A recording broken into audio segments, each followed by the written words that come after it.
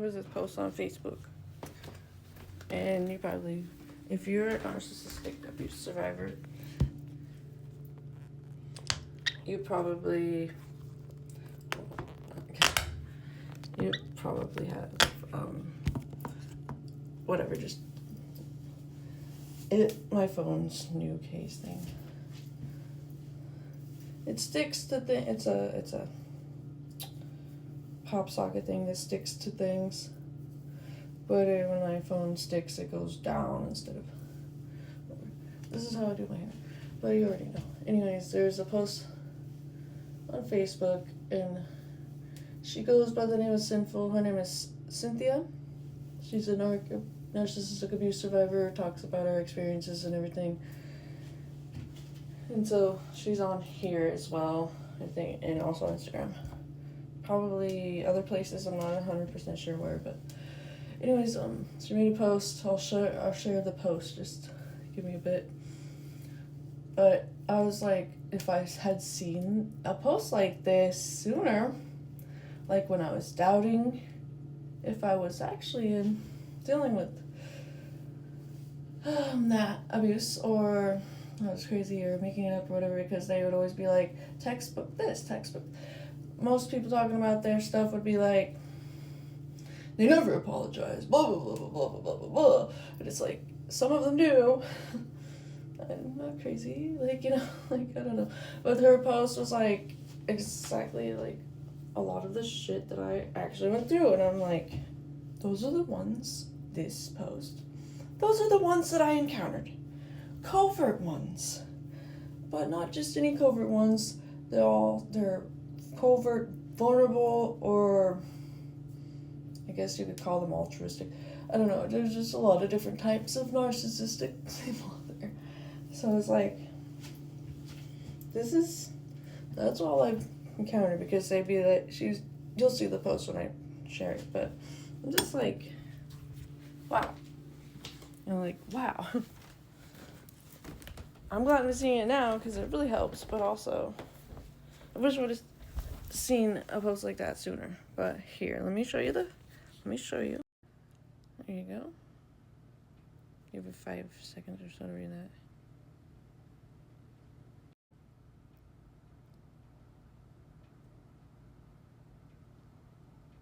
It's a huge post, so I'm having to keep going to the next one.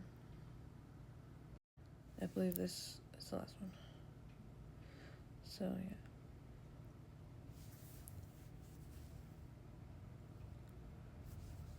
Anyways, that post, yeah. Hopefully it showed all of them and everything. If not, you can just go look at her Facebook. But I was just like, whoa. Nobody ever said all that before. What I experienced. Like, those fuckers will literally cry in your fucking arms. They'll literally cry. They'll literally do all that. They'll literally apologize, and not all the time, but there'll be times they will, and they'll be like, I'm a piece of, like in the post says, and then not be able to hold jobs. But it's funny, one of mine is holding a job just fine now, but it's under the table pay, and he's his own boss, kind of. So like, whatever, as long as he's taking care of our kid and he's also medicated and going to therapy, whatever works, right? Like, but he did have this girlfriend a couple years back that said that there was a lot of abuse still. So I don't really know. He's like, I'm just gonna stay single now. Like, I think you should. Just yeah. So, and another one of mine I actually had a dream about last night, that he was trying to win me back or whatever. In fact, like the one that I was just talking about, my youngest daughter died. After that breakup with his last girlfriend, he called me and told me about it, which is another tactic they probably do just to try to, whatever, see if you're still supply or something, whatever. of course, I answered and listened, but it's not like it's not gonna work for me. Which is probably, I don't know. I'm thinking because other times I visited him, visited my daughter, he'd let me stay at their place, and I did the same thing when he would come bring her when I had my mobile home. But this last couple of times, my boyfriend was with me and he wouldn't let us stay in there. They'll make it be like it's just for safety reasons, I don't know him, whatever, but it's really because they upset you move on or whatever. I don't know, who knows, whatever, it doesn't matter. But though my oldest daughter's dad was the one that showed up in my dream last night. It was really weird because it's like we were trying to visit her or something, and he kept doing weird shit to me, like making moves on me in my dream. So it's like, I don't know what that was about. And like I don't know if you've heard like a spiritual thing from a spiritual sense, if somebody tries to feed you something in your dream, don't eat it. Well, he was feeding me something, made me something to eat, and I ate it, but it was weird. Something was off about it. So I'm like, well, I hope that it's okay, because I didn't intentionally mean to eat the food. I don't know.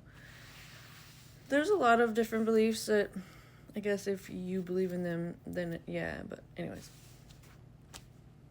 to some extent. But yeah, my other one, my oldest daughter's dad, I guess he was kind of covert, but he was kind of maybe a mixture, but he's more antisocial personality disorder. That's the thing, because like when he was younger, he claims that he accidentally unalived a kid by pushing him off a bus when he was a kid. And then he had this alternative therapy, which was hypnosis. And if he hadn't had that and locked away the monster, which the monster he goes by is a different name than his birth government name. I almost said it, but I'm not going to. Then he'd probably be locked up in a psych ward for the rest of his life. But I don't doubt that. But yeah, I don't know. So there's all that.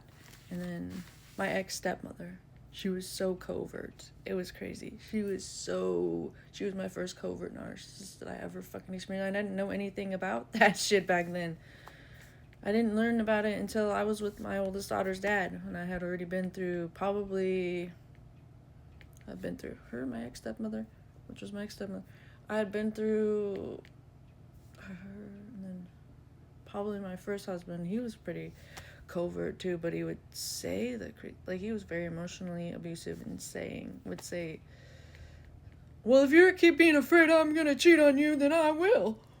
And he actually did try later, and the girl was engaged and didn't want him, which that part's funny, but it was still hurtful. And then he'd always say about, this girl's hot and blah blah blah, like just stuff like that. That's why I have those insecurities.